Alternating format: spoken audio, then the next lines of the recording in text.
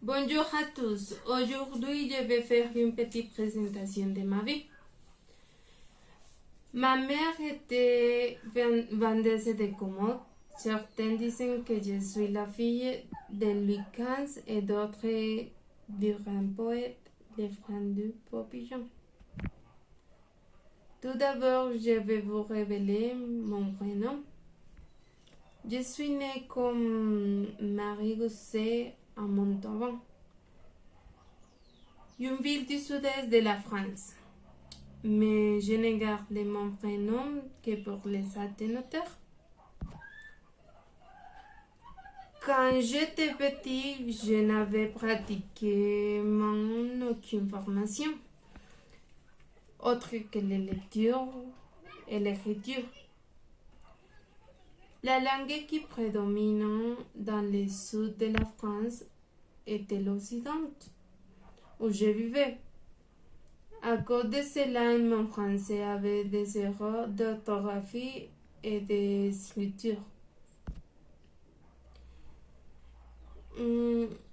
J'avais l'habitude de recourir à des secrétaires qui leur dictaient mes écrits et ainsi, j'ai fini par devenir un auteur avec un vaste répertoire.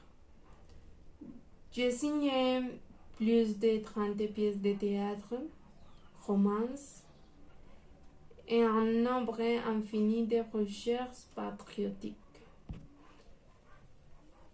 Deuxièmement, je me suis positionnée contre l'esclavage.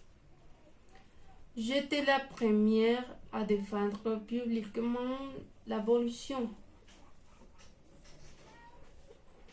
et aussi la première à enregistrer une pièce anti-esclavagiste. Je l'ai fait avec Samar et Mirza ou les roses naufragées. Dans un moment historique où les esclaves noirs étaient une autre marchandise dans le commerce international, le travail a fait sensation et a été combattu par des propriétaires coloniaux influents. Mais après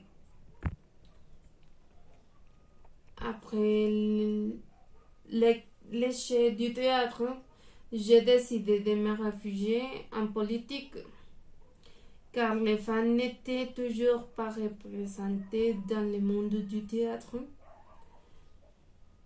J'étais sur le point d'être impressionnée à la Bastille à cause des plaintes continuées de ce qui était contre mes sœurs.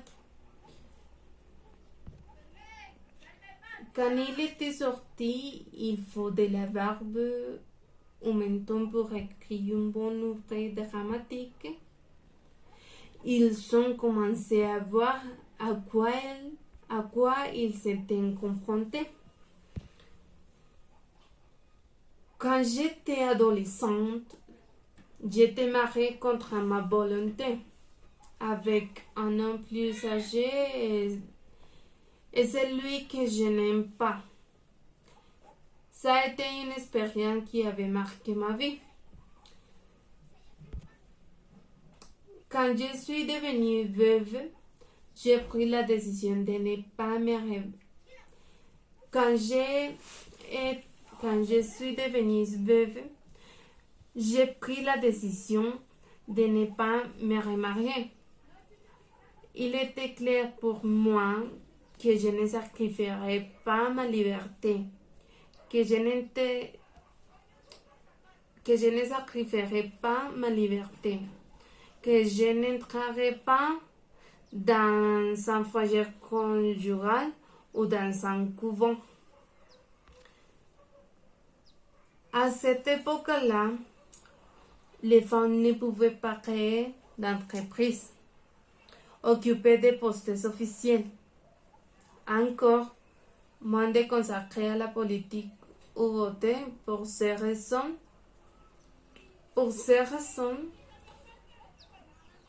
nous avons trouvé un trou juridique avec mon mari qui m'a permis de recevoir une sorte de pension à vie. Enfin, je suis l'auteur de la Déclaration des droits des femmes et des citoyens. Le 14 septembre 1791, un mois après que la Déclaration des droits originale a été rendue publique, j'ai publié un manifeste de 17 articles dans lesquels j'ai proclamé que les femmes naissent libres et restent égales aux hommes en droit. Mes revendications sont les reflets de ma vie personnelle.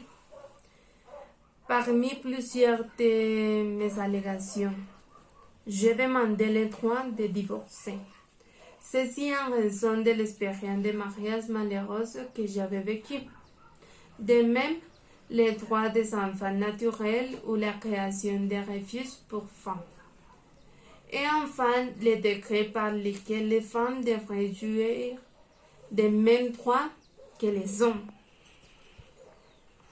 Et de même que les hommes dans les mariages, bien sûr.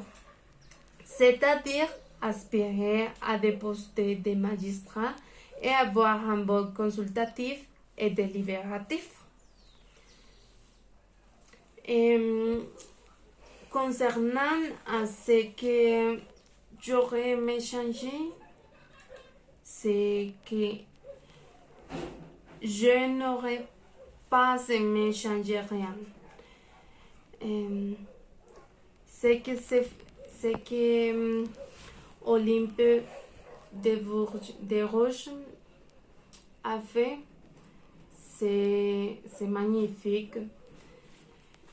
Et pourquoi je l'ai choisi? Parce que elle a une femme qui a défendu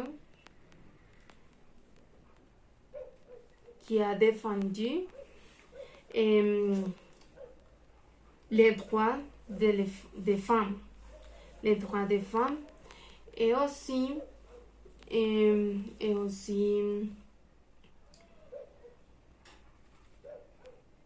qui a changé totalement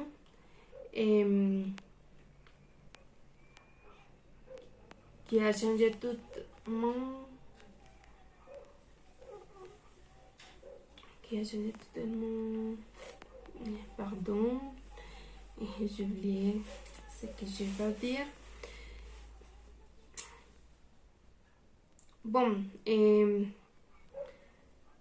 les droits et c'est une femme qui nous a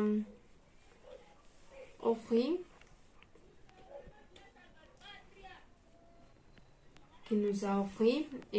la liberté. Et merci beaucoup. Et j'espère que c'est de vous agréable. Au revoir.